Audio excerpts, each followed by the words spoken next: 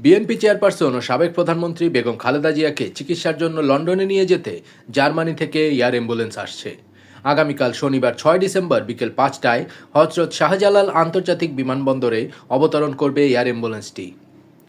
শুক্রবার 5 ডিসেম্বর সন্ধ্যায় ঢাকায় কাতার দূতাবাসের জনসংযোগ কর্মকর্তা আসাদুর রহমান আসাদ এ তথ্য নিশ্চিত করেন।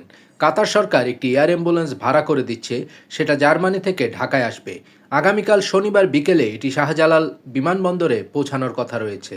বিএনপির মিডিয়া সেলের সদস্য সাইরুল কবির খান বলেন, কাতার রাজপরিবারের এয়ার অ্যাম্বুলেন্সটিতে কারিগরি ত্রুটি থাকায় কাতারের আমির তার প্রতিশ্রুতি অনুযায়ী অন্য একটি এয়ার অ্যাম্বুলেন্স পাঠাচ্ছেন, যা শনিবার বিকেল 5টায় ঢাকায় অবতরণ করবে।